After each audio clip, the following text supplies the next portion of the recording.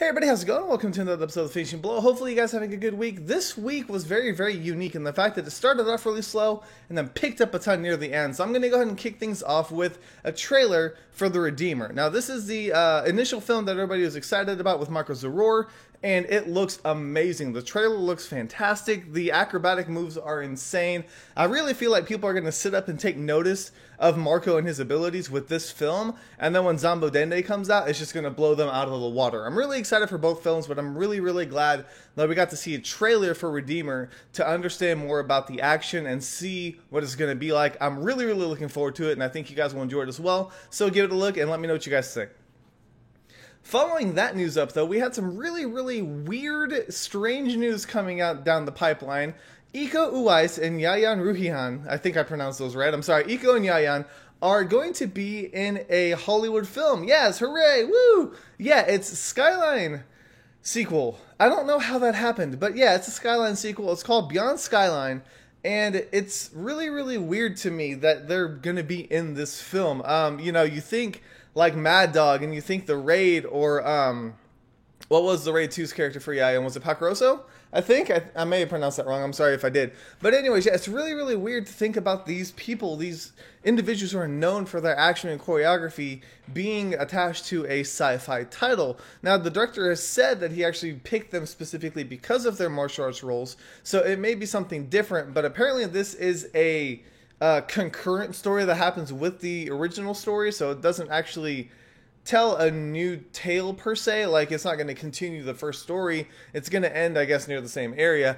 I've never seen it. I'm not a huge fan of sci-fi films. I'm not going to bash sci-fi films in any way, shape, or form.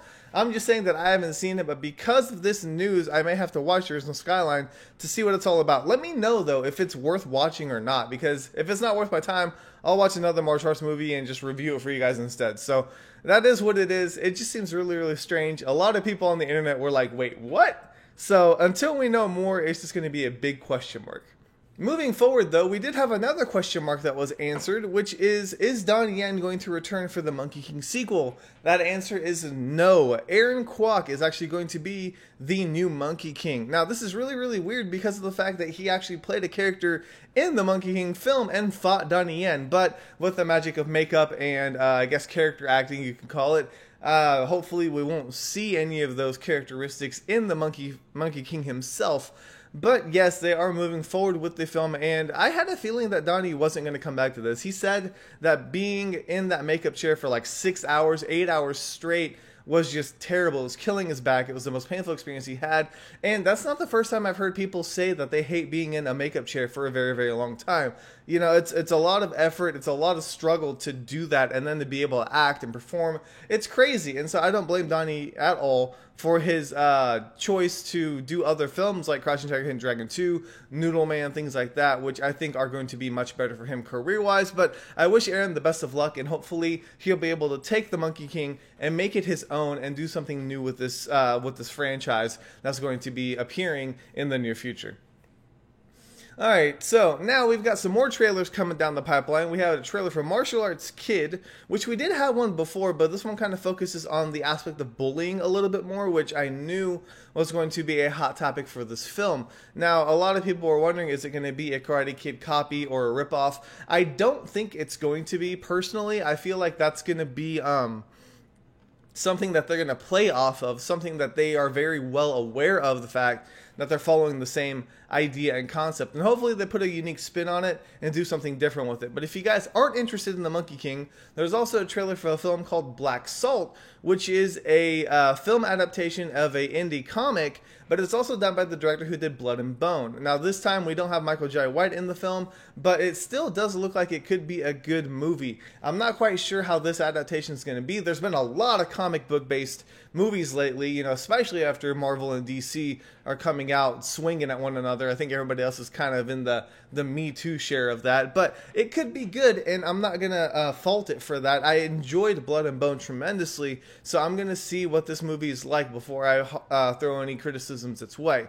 On the flip side, though, there are two other films that I'm really, really excited for that we got to see some more footage of. First one being Dragon Blade. It's not a trailer, it's a BTS video, but it still gives you an idea of what to expect. And I see a lot of Jackie Chan-esque characteristics and traits in the fight scenes when Jackie's grabbing the swords with one hand and, you know, there's three of them all scattered across. He's done that a couple times, and I'm really, really excited for that. To see the old school, traditional, creative Jackie Chan style action, I think would be really, really good.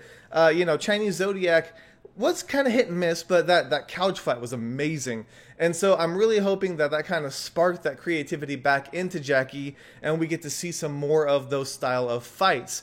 On the flip side, if you guys want something a little bit more creative and crazy, check out the BTS videos for Rise of the Legend. It's insane. The technology that they use, they've got GoPro cameras, they've got the bullet time featurettes, which is kind of ironic because it's Wong Fei Hong using bullet time, but whatever. Anyways, it's really, really cool to see how those layers come in. The CG, the wire work, you know, all this technology. They can do things that they couldn't have done, you know, 10, 20 years ago. And that really opens up the potential for new and exciting fight sequences if you know how to use them. As long as they don't feel gimmicky, that's the main thing, is if they don't feel gimmicky and cheesy, then it will really, really pay off. You know, to think of a movie like Once Upon a Time in China with this type of technology would have been absolutely insane.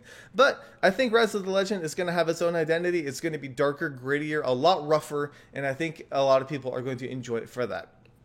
Alright, so lastly, finishing off the week, we had the review for The Iceman. Now, I'm not going to say too much about this movie. Obviously, it's a remake of the 1980s film, and I kind of went into it expecting one thing, and it's pretty much what I got. It was broken up into two parts, so I don't know if the second half is going to complete the saga in a different way, but as it is, just read my review, and I will give you guys my honest, true opinion of what I think about that movie and whether you guys should spend your hard-earned money on it or not. And that is actually it for this week. It seems like I covered a lot of stuff, and there was a lot of stuff to check out. I combined a few articles, so I didn't do, you know, separate individual ones for trailers and BTS videos. If I have the time, I will.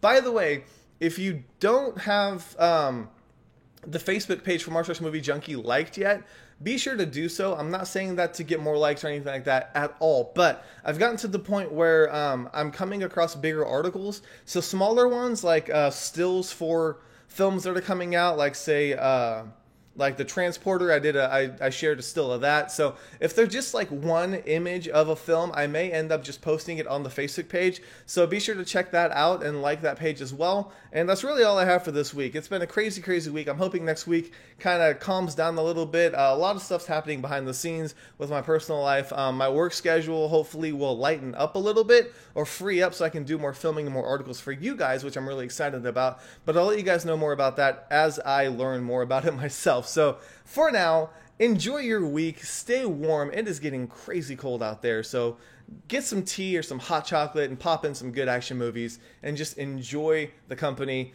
of yourself or your friends and family. Anyways, I'm getting rambly. Thank you guys so much for watching. This is K Miller, and this week, it's been finished.